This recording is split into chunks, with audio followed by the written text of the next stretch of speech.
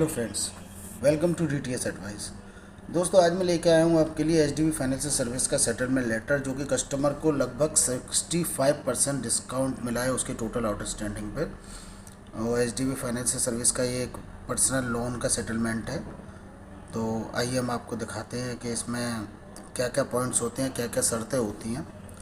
ये देखिए, आपके सामने है एचडीबी फाइनेंशियल सर्विस का सेटलमेंट लेटर। तो देखिए, इसमें सबसे ऊपर है ना लोगो होता है एचडीबी का। उसके बाद में है ना सेटलमेंट नंबर होता है, डेट होती है।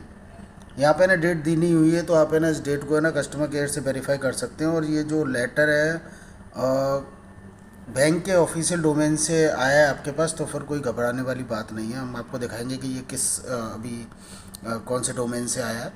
तो आइए पहले ना हम इसको देख लेते हैं। यहाँ पे सबसे ऊपर देखिए, फिर है ना टू कस्टमर का नाम लिखा हुआ है और लोन अकाउंट नंबर लिखा हुआ है, जो कि हमने हिडन किया हुआ है ड्यू टू सिक्योरिटी रीजंस। तो सब्जेक्ट में लिखा हुआ है settlement offer of HDB FSL, loan account number customer का, और प्रोडक्ट टाइप यानी पर्सनल लोन या जो भी लोन होता है वो लिखा हुआ होता है।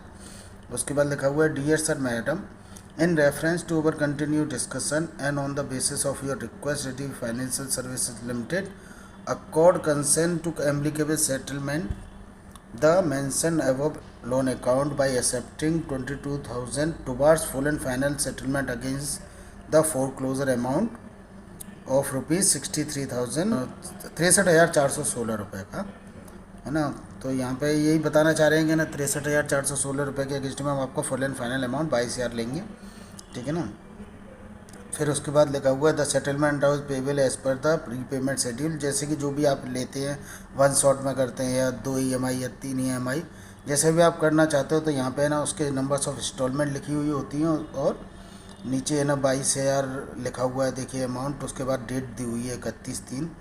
तो ये वन शॉट का लेटर है, तो इसमें इसलिए एक ही है ना रीपेमेंट का है ना शेड्यूल दिया हुआ है। अगर ये 5 होती है 6 होती तो यहाँ पे ये सारा डेट होता। आइए अब लेके चलते हैं आपको टर्म्स एंड कंडीशन क्या होती हैं इनकी। तो टर्म्स एंड कंडीशन में देखिए, यहाँ पे लिखा हुआ है बेसिकली है ना, सारे आप इसको पढ़ सकते हैं जो भी है। बेसिकली सब कुछ मेंशन होता है इसमें कि आपको किस तरह से है ना पेमेंट करनी है, किस तरह से है ना अगर आपने इसको है ना रीपेमेंट को नहीं किया तो आपको है ना क्या क्या है ना नुकसान हो सकते हैं। तो इसमें देखिए लिखा हुआ है please note that the above instalment to be paid in strict adherence as per the date mention in the repayment schedule. मतलब जैसे कि डेट दी हुई है उसी रीपेमेंट शेड्यूल में जो डेट दी हुई है उसी के हिसाब से आपको पेमेंट उसको करना है। और the above mention loan account will continue to accrue interest and penal charges till the receipt of entire settlement amount as per the existing policy of HDBFSL post realisation of entire settlement amount reversal and waiver will be process in our caption loan account. तो ये यहाँ पे यही कहना चाह रहे हैं कि ना जब तक आप है सेटलमेंट अमाउंट को है ना एडजस्ट नहीं करते, तब तक जो भी उसके चार्जेस वगैरह हैं वो अब उस पर लगते रहेंगे। लेकिन अगर है ना वो पेमेंट हो जाता है तो उस जो भी रिवर्सल या वेवर वगैरह वो आपको आपके लोन अकाउंट में अपडेट कर दिया जाएगा।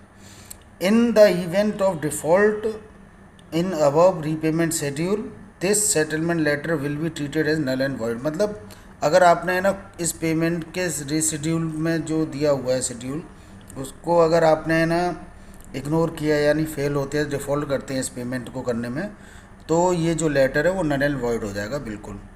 मतलब इसका कोई मतलब नहीं रहेगा फिर। HDBFSL shall be a liberty to recover the entire amount outstanding amount along with the applicable interest and charges. Moreover, any amount paid in pursue the settlement offer shall be adjusted toward the entire due payable by you as per the loan agreement.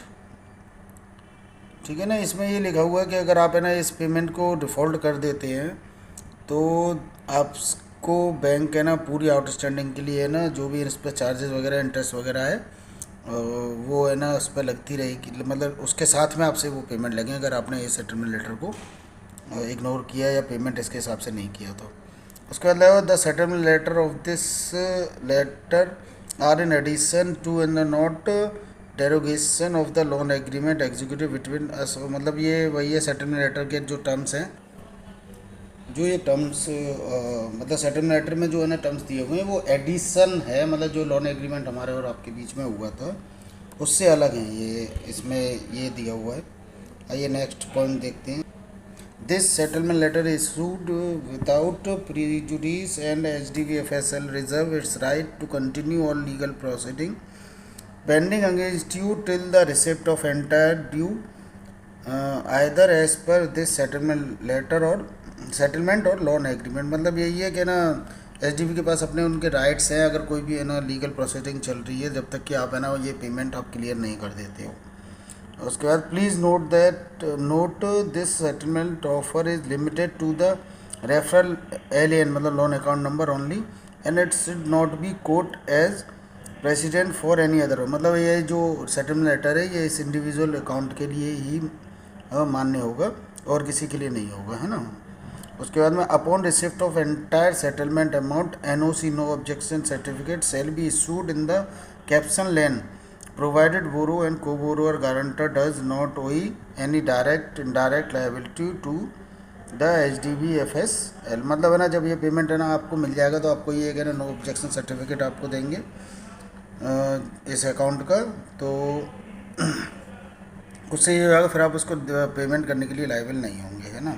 Please note that upon receipt of above settlement amount the HDB financial service Limited shall withdraw all legal proceedings, civil or criminal initiated, if any, likewise by accepting this settlement offer letter, you unconditionally agree to withdraw all legal cases proceedings। मतलब यही है कि अगर आप उन्होंने है ना कोई केस किया हुआ है तो वो भी है ना विड्रॉ हो जाएगा, और अगर आपने भी कोई केस किया है तो वो भी विड्रॉ हो जाएगा unconditionally.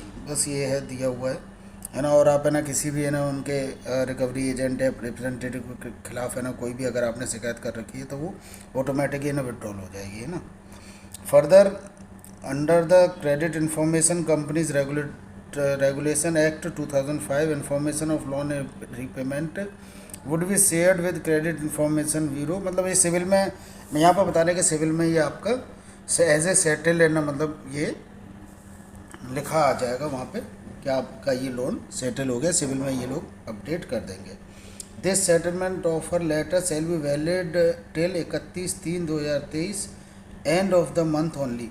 Kindly send the copy settlement letter as your acceptance. तो बस यही दिया हुआ है कि ना ये 31 तक है ना वैलिड रहेगा, और आप इसको है ना एक कॉपी साइन करके हमको भेज दें। इसको है तो authorise signatory name of the officer वगैरह रहता है, एक्सेप्टेड बाई मी। इस पर आप देखेंगे कि ना ये मैं जो आया है सेटलमेंट लेटर, ये देखिए इस डोमेन से आया है जो कि इनका बैंक का ऑफिशियल डोमेन है। तो आपको ऐसे घबराने की ज़रूरत नहीं है, मगर आप इसको वेरीफाई करने के लिए पहले तो ये डोमेन से आया है तो ये वेरीफाइड है, प्लस अपनी संतुष्टि के लिए आप क्या करेंगे कस्टमर केयर को उनको कॉल करके और अपने लेटर को वेरीफाई कर लेंगे, और उसके बाद इस डेट से पहले आपको पेमेंट कर देना है जो भी है, ठीक है ना। तो ये था HDB फाइनेंशियल सर्विसेज का सेटलमेंट लेटर, और मैं कोशिश करूँगा अभी और भी सेटलमेंट लेटर यहाँ पे है ना उनकी वीडियो बना के डालूँगा, ठीक है ना, सारे बैंकों का। वीडियो अच्छी लगी तो लाइक करें, शेयर करें, अगर आप चैनल पर नए हैं तो चैनल को सब्सक्राइब करें, और क्रेडिट कार्ड और लोन से रिलेटेड किसी भी तरह की क्वेरी के लिए आप उनको DM कर सकते हैं। अगर आपके पास पैसे हैं तो उनके पैसे दे दीजिए, अगर नहीं है तो घबराने की ज़रूरत नहीं है। और क्रेडिट कार्ड में कुछ नहीं होता है, बेसिकली लास्ट में जाके सेटलमेंट ही होता है। Don't run, face it, get fight and got freedom. Thanks for watching. Thank you so much.